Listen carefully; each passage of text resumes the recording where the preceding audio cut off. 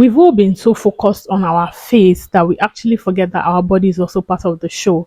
So today we're going to be talking about body hyperpigmentation and treatment. This video is going to be a long one, so you can watch the extended version on YouTube. I'm going to attach videos on how you can, if you're watching from Instagram, I'm going to attach a video on how you can go to YouTube to watch the full video. And if you're watching on TikTok, I'm also going to attach a video of how you can go to YouTube. Now, normally I don't really bother about my body hyperpigmentation because it's not that serious, but I've gotten clients who tell me things like, I'm not allowed to wear this particular kind of clothes because my body hyperpigmentation is so bad, it's affecting my self-confidence. So I've dedicated the whole of today and this video to talk about how we can treat body hyperpigmentation. And I would like you to know that the hyperpigmentation on your face and the one on your body are two totally different things. I've been telling you that you need patience for your face, right? You need the grace of God for your body. It's not even patience, because it takes a really long time for body hyperpigmentation to go. And what actually causes this body hyperpigmentation is overproduction of melanin. Hyperpigmentation, whether it's on your face or your body, is when a certain part of your body is producing more melanin than the other, right? Now, what triggers it? The things that trigger this overproduction of melanin in your body, I've spoken about them before, but let me say it again. Number one, it could be from the products you use, the bleaching products. Number two, the most common cause of body hyperpigmentation is injuries. Number three, excessive sun exposure. Now, this number three actually worsens number one. We're still trying to get you people to wear sunscreen on your face, now on your body. And some of you have said things like, oh, I wear cover clothes, so I don't need sunscreen for my body. You do. You actually do. If the sun can penetrate your glass, your windows, it can get to your clothes. Is okay. You understand what I'm saying?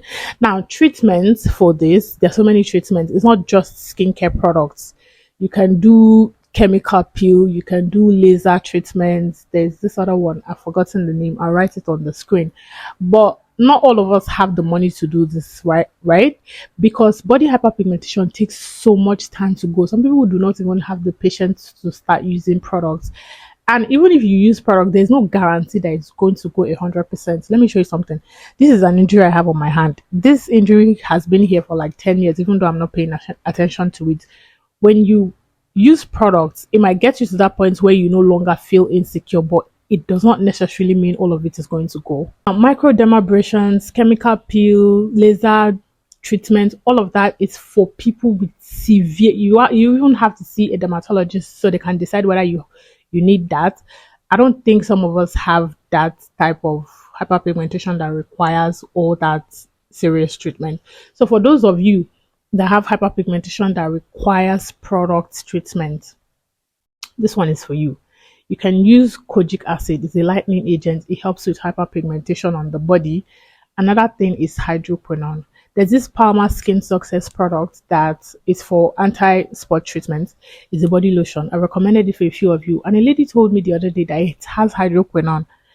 And I Googled it. It didn't. So I don't know. Maybe you are right. So if it has hydroquinone, whether it has hydroquinone or not, as long as it treats hyperpigmentation, please wear sunscreen.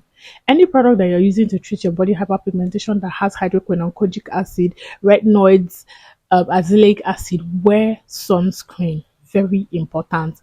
If you're wondering why I'm not talking about products, I will. I'm putting the pictures right on the lid there, like I always do. But please, whatever you decide to use, my best advice is to use retinoids, because retinoids are not like lightening agents. Hydroquinone and kojic acid, you can get away with some things when using retinoids, but hydroquinone, not so much. Let me explain what I mean by that statement I just made. When you use hydroquinone and use retinoids and you go under the sun, the effect you're going to get from the hydroquinone is not the same as the one you're going to get from the retinoids. It does not mean that it will not worsen your hyperpigmentation, but one will make it worse more than the other. Now, normally I tell people to go for tretinoin when treating their body hyperpigmentation or azelaic acid, but that does not mean you cannot use. These lightening agents actually work faster.